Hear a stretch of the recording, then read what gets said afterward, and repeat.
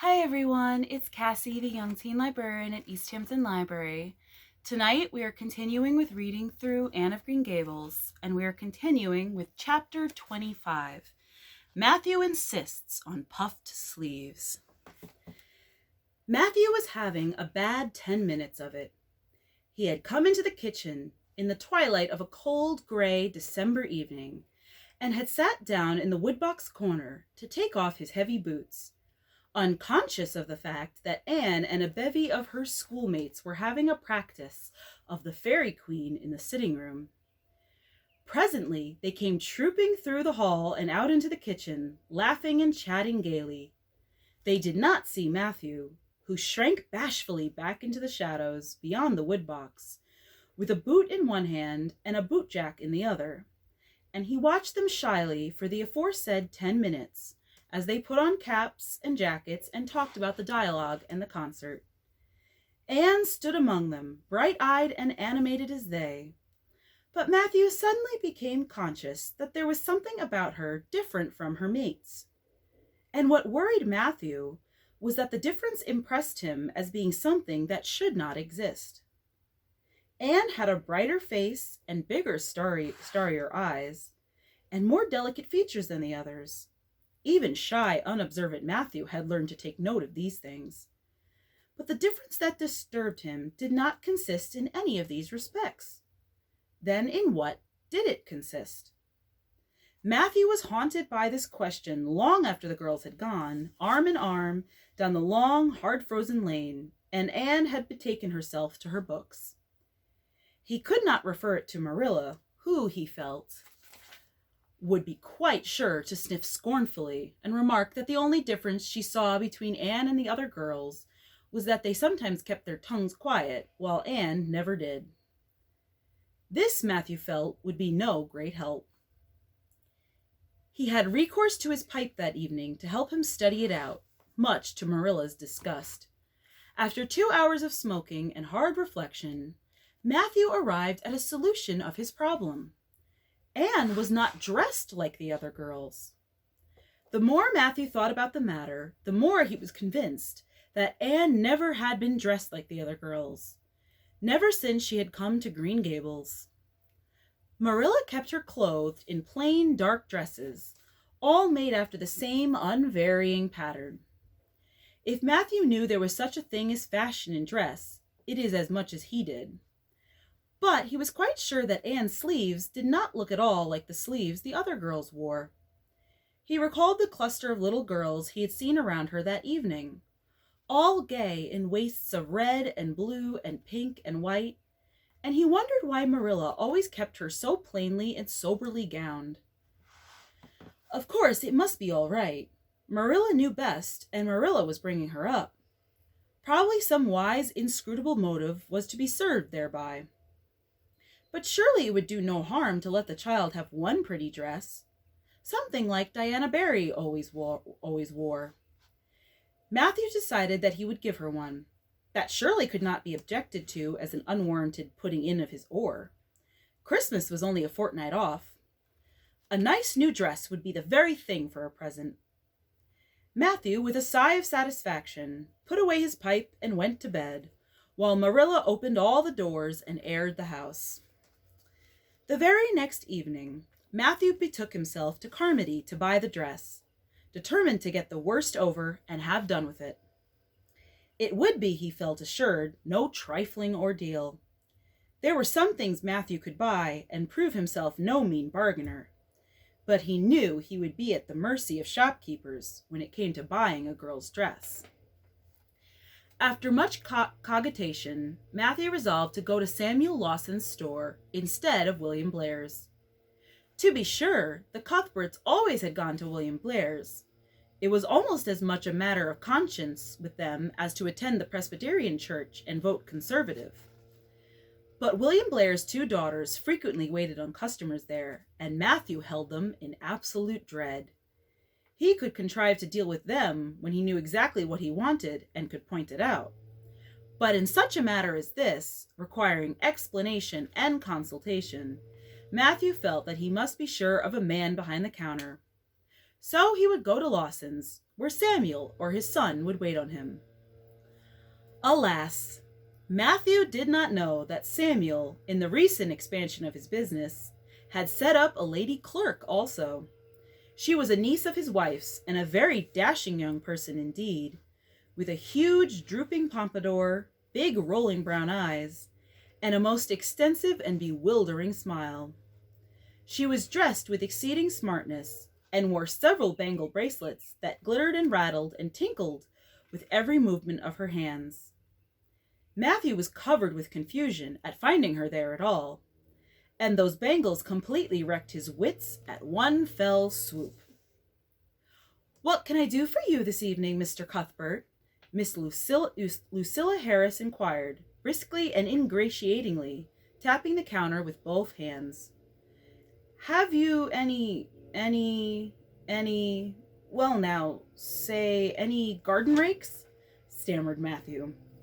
Miss Harris looked somewhat surprised, as well she might, to hear a man inquiring for garden rakes in the middle of December. "I believe we have one or two left over," she said, "but they're upstairs in the lumber room. I'll go and see." During her absence, Matthew collected his scattered senses for another effort. When Miss Harris returned with the rake and cheerfully inquired, "Anything else tonight, Mr. Cuthbert?" Matthew took his courage in both hands and replied, "Well now, since you suggest it, I might as well buy some hayseed." Miss Harris had heard Matthew Cuthbert called odd. She now concluded that he was entirely crazy. "We only keep hayseed in the spring," she explained loftily. "We've none on hand just now." "Oh, certainly, just as you say," stammered unhappy Matthew, seizing the rake and making for the door. At the threshold he recollected that he had not paid for it, and he turned miserably back. While Miss Harris was counting out his change, he rallied his powers for a final desperate attempt.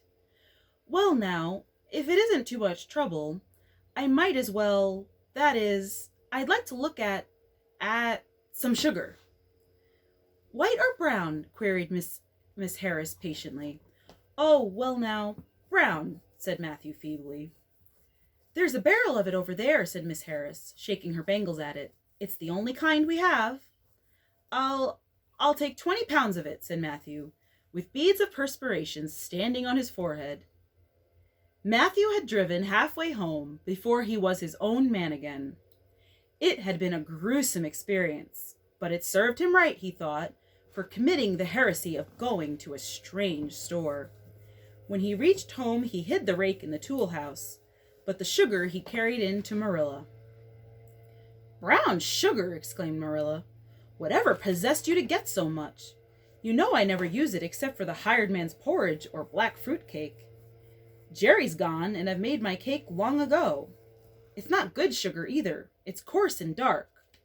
William Blair doesn't usually keep sugar like that." I thought it might come in handy sometime," said Matthew, making good his escape. When Matthew came to think the matter over, he decided that a woman was required to cope with the situation. Marilla was out of the question. Matthew felt sure she would throw cold water on his project at once. Remained only Mrs. Lynde, for of no other woman in Avonlea would Matthew have dared to ask advice. To Mrs. Lynde he went accordingly, and that good lady promptly took the matter out of the harassed man's hands. "Pick out a dress for you to give Anne? To be sure I will. I'm going to Carmody tomorrow, and I'll attend to it. Have you something particular in mind?" "No? Well, I'll just go by my own judgment then. I believe a nice rich brown would just suit Anne, and William Blair has some new Gloria in that's real pretty. Perhaps you'd like me to make it up for her too, seeing that if Marilla was to make it, Anne would probably get wind of it before the time and spoil the surprise." "Well, I'll do it. No, it isn't a mite of trouble. I like sewing.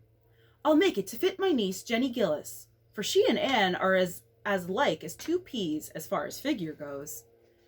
"Well now, I'm much obliged," said Matthew. And I don't know, but I think they make the sleeves different nowadays to what they used to be. If it wouldn't be asking too much, I'd like them made in the new way. Puffs? Of course. You needn't worry a speck more about it, Matthew. I'll make it up in the very latest fashion, said Mrs. Lynde. To herself she added, when Matthew had gone, "It'll be a real satisfaction to see that poor child wearing something decent for once. The way Marilla dresses her is positively ridiculous, that's what, and I've ached to tell her so plainly a dozen times. I've held my tongue, though, for I can see Marilla doesn't want advice, and she thinks she knows more about bringing up children than I do, for all she's an old maid. But that's always the way. Folks that has brought up children know that there's no hard and fast method in the world that'll suit every child. But them as never have think it's all as plain and easy as rule of 3. Just set your 3 terms down so fashion, and the sum'll work out correct. But flesh and blood don't come under the head of arithmetic, and that's where Marilla Cuthbert makes her mistake. I suppose she's trying to cultivate a spirit of humility in Anne by dressing her as she does, but it's more likely to cultivate envy and discontent. I'm sure the child must feel the difference between her clothes and the other girls. But to think of Matthew taking notice of it! That man is waking up after being asleep for over 60 years. Marilla knew all the following fortnight that Matthew had something on his mind, but what it was she could not guess until Christmas Eve, when Mrs. Lynde brought up the new dress. Marilla behaved pretty well on the whole, although it is very likely she distrusted Mrs. Lynde's diplomatic explanation that she had made the dress because Matthew was afraid Anne would find out about it too soon if Marilla made it. So this is what Matthew has been looking so mysterious over and grinning about to himself for 2 weeks, is it? She said a little stiffly, but tolerantly. I knew he was up to some foolishness. Well, I must say I don't think Anne needed any more dresses. I made her 3 good, warm, serviceable ones this fall, and anything more is sheer extravagance. There's enough material in those sleeves alone to make a waist, I declare there is. You'll just pamper Anne's vanity, Matthew, and she's as vain as a peacock now. Well, I hope she'll be satisfied at last, for I know she's been hankering after these silly sleeves ever since they came in, although she never said a word after the first. The puffs have been getting bigger and more ridiculous right along. They're as big as balloons now.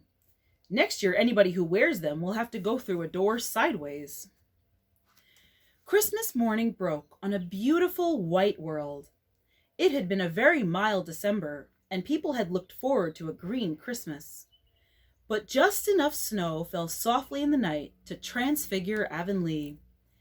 Anne peeped out from her frosted gable window with delighted eyes. The firs in the haunted wood were all feathery and wonderful. The birches and wild cherry trees were outlined in pearl. The plowed fields were stretches of snowy dimples, and there was a crisp tang in the air that was glorious. Anne ran downstairs singing until her voice re-echoed through Green Gables. "Merry Christmas, Marilla! Merry Christmas, Matthew! Isn't it a lovely Christmas? I'm so glad it's white. Any other kind of Christmas doesn't seem real, does it? I don't like green Christmases. They're not green. They're just nasty, faded browns and grays. What makes people call them green? Why, Matthew, is that for me? Oh, Matthew!" Matthew had sheepishly unfolded the dress from its paper swathings and held it out with a deprecatory glance at Marilla, who feigned to be contemptuously filling the teapot, but nevertheless watched the scene out of the corner of her eye with a rather interested air. Anne took the dress and looked at it in reverent silence. Oh, how pretty it was! A lovely soft brown gloria with all the gloss of silk. A skirt with dainty frills and shirrings, a waist elaborately pin-tucked in the most fashionable way, with a little ruffle of filmy lace at the neck. But the sleeves, they were the crowning glory. Long elbow cuffs, and above them 2 beautiful puffs divided by rows of shirring and bows of brown silk ribbon. "That's a Christmas present for you, Anne," said Matthew shyly. Why, Anne, don't you like it?"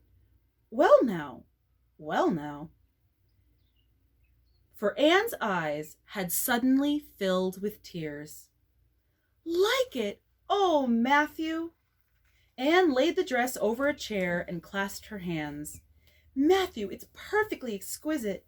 Oh, I can never thank you enough. Look at those sleeves. Oh, it seems to me this must be a happy dream. Well, well, let us have breakfast, interrupted Marilla. I must say, Anne, I don't think you needed the dress. But since Matthew has got it for you, see that you take good care of it. There's a hair ribbon Mrs. Lynde left for you. It's brown to match the dress.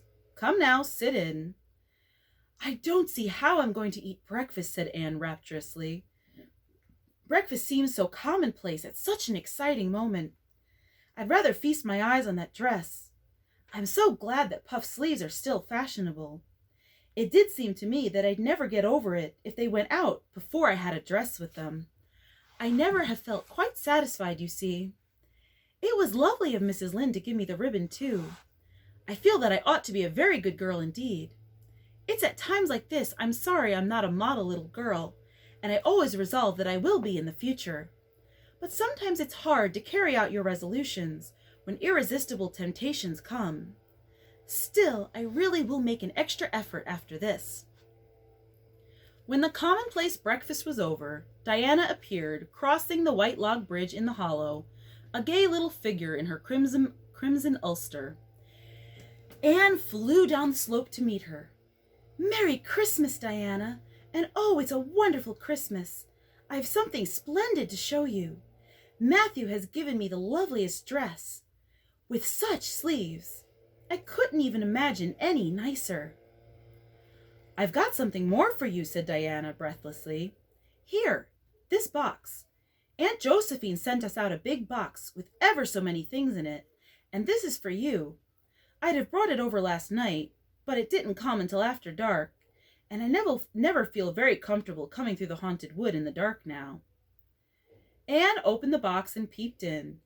First a card with For the Anne Girl and Merry Christmas written on it, and then a pair of the daintiest little kid slippers with beaded toes and satin bows and glistening buckles. Oh, said Anne, Diana, this is too much. I must be dreaming. I call it providential, said Diana. You won't have to borrow Ruby's slippers now, and that's a blessing, for they're 2 sizes too big for you, and it would be awful to hear a fairy shuffling. Josie Pye would be delighted. Mind you, Rob Wright went home with Gertie Pye from the practice night before last. Did you ever hear anything equal to that?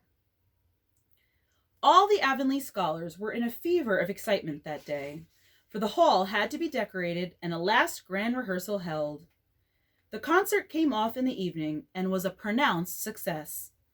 The little hall was crowded. All the performers did excellently well, but Anne was the bright particular star of the occasion, as even envy, in the shape of Josie Pye, dared not deny. Oh, hasn't it been a brilliant evening, sighed Anne, when it was all over, and she and Diana were walking home together under a dark, starry sky. Everything went off very well, said Diana practically. I guess we must have made as much as $10. Mind you, Mr. Allen is going to send an account of it to the Charlottetown papers. Oh, Diana, will we really see our names in print? It makes me thrill to think of it. Your solo was perfectly elegant, Diana.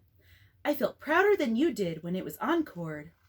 I just said to myself, it is my dear bosom friend who is so honored. Well, your recitations just brought down the house, Anne. That sad one was simply splendid. Oh, I was so nervous, Diana. When Mr. Allen called out my name, I really cannot tell you how I ever got up on that platform. I felt as if a million eyes were looking at me and through me, and for one dreadful moment, I was sure I couldn't begin at all. Then I thought of my lovely puffed sleeves and took courage. I knew that I must live up to those sleeves, Diana. So I started in, and my voice seemed to be coming from ever so far away. I just felt like a parrot. It's providential that I practiced those recitations so often up in the garret, or I'd never have been able to get through. Did I groan all right?" "Yes, indeed, you groaned lovely," assured Diana. "I saw old Mrs. Sloane wiping away tears when I sat down. It was splendid to think I had touched somebody's heart. It's so romantic to take part in a concert, isn't it? Oh, it's been a very memorable occasion indeed." "Wasn't the boys' dialogue fine?" said Diana. "Gilbert Blythe was just splendid, Anne. I do think it's awful mean the way you treat Gil. Wait till I tell you. When you ran off the platform after the fairy dialogue, one of your roses fell out of your hair. I saw Gil pick it up and put it in his breast pocket. There now. You're so romantic that I'm sure you ought to be pleased at that." "It's nothing to me what that person does," said Anne loftily. "I simply never waste a thought on him, Diana." That night, Marilla and Matthew, who had been out to a concert for the first time in 20 years, sat for a while by the kitchen fire after Anne had gone to bed. "Well now, I guess our Anne did as well as any of them," said Matthew proudly. "Yes, she did," admitted Marilla. "She's a bright child, Matthew, and she looked real nice, too. I've been kind of opposed to this concert scheme, but I suppose there's no real harm in it after all. Anyhow, I was proud of Anne tonight, although I'm not going to tell her so." "Well now, I was proud of her, and I did tell her so 'fore she went upstairs," said Matthew. "We must see what can be done for her some of these days, Marilla. I guess she'll need something more than Avonlea School by and by." "There's time enough to think of that," said Marilla. "She's only 13 in March, though tonight it struck me she was growing quite a big girl.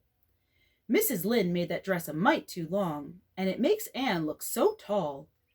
She's quick to learn, and I guess the best thing we can do for her will be to send her to Queen's after a spell. But nothing need be said about that for a year or two yet." "Well now, it'll do no harm to be thinking it over off and on," said Matthew. "Things like that are all the better for lots of thinking over." And that is the end of chapter 25, and tomorrow night we'll continue with chapter 26. Have a good night, everyone.